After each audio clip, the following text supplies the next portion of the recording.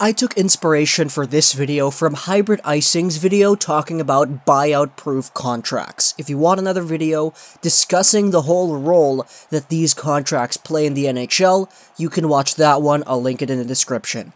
In this video, we're talking about why a buyout for Loui Eriksson is completely pointless. The only thing that there is to gain from buying out Eriksson is just a roster spot, but that's it.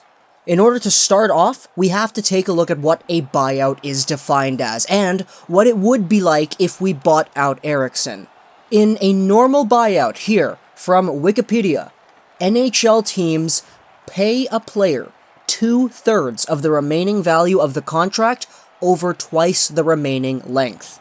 And this is basically what happens for most players, because this is what happens for players who are over 26. Players under 26, they get 1/3 of the remaining contract's monetary value, but Eriksson is above 26, so for him it would be 2/3.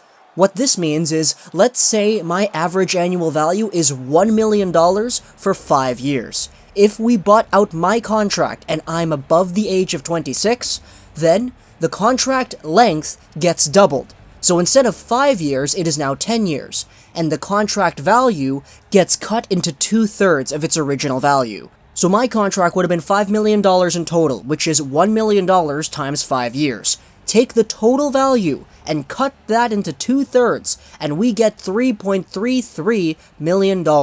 And we got the length already, which is 10 years. So, instead of paying me $5 million over the span of 5 years, you will now be paying me $3.33 million over the span of 10 years, which is an average annual value of $333,333 over the span of 10 years. That's how a buyout works. But the thing is, it doesn't apply to salary bonuses.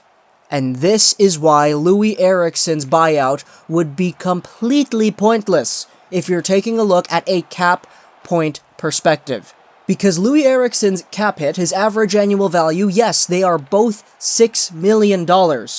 But the thing is, his base salary, which is what the buyouts apply to, is $1 million every year.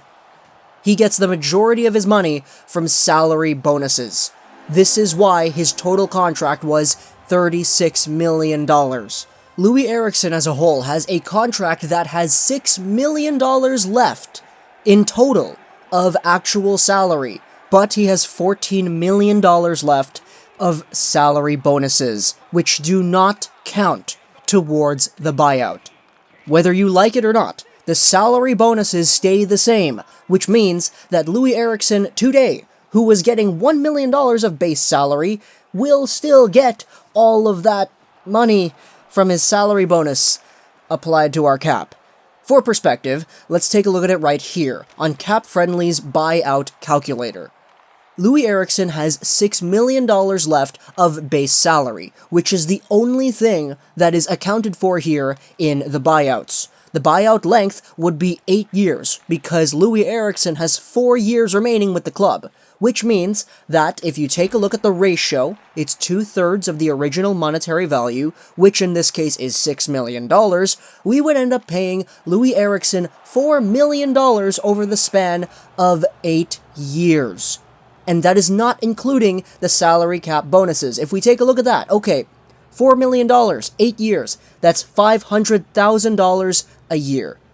Which means that our base salary giving out to Loui Eriksson changes from $1 million for the next 3 years and $3 million at 21-22 into $500,000. But the cap hit barely changes because we're still giving him the bonuses. The bonuses don't count in the contract buyout, which means that if we bought Loui Eriksson out today, next season, instead of our cap hit being $6 million with Eriksson, it would just be $5.5 million without Eriksson. Because Eriksson's initial base salary for next year would be $1 million. But instead of that, we'd be paying him $500,000 for the base salary, which means that we only have a $500,000 savings. That's why buying out Loui Eriksson is pointless, because we don't save any money. We only save $500,000. we would save $500,000 in 18-19, 19-20, 20-21, and then in 21-22, we'll save $2.5 million, because in his last year of his contract, that is when the base salary actually gets cranked up to $3 million, and he only has $1 million of bonuses, which means, in total, we would be saving only $500,000 for the first 3 years, $2.5 million in the last year, and then, from 2022 up to 2026, we'd be paying Loui Eriksson $500,000 each year, which would actually count towards our cap. That's actually ludicrous. It's a buyout-proof contract for a reason, because this kind of contract, with all the money loaded into the bonuses and not that much into the base salary, it guarantees that we won't buy out Eriksson. And this is honestly a really smart move, and it's totally understandable to see why a deal like this was signed. But the bottom line is, Loui Eriksson is on a contract that would not benefit us at all if we bought it out. If we bought it out, we'd only be saving $500,000 each year. And we'd actually be paying him longer than the initial length, which is already pretty long, mind you. And I know it's a roster spot if we do buy him out, but wouldn't it be just more beneficial to send him over to Utica, put him on waivers? If he gets claimed by a team, then great. If he doesn't, then okay, he's in the AHL. It literally would be a better decision to do that than to buy him out, which is why Loui Eriksson is staying on this team for, let's say, a long time. Boy, what a video. Hope you guys enjoyed this video for Boston National Gaming, and bye.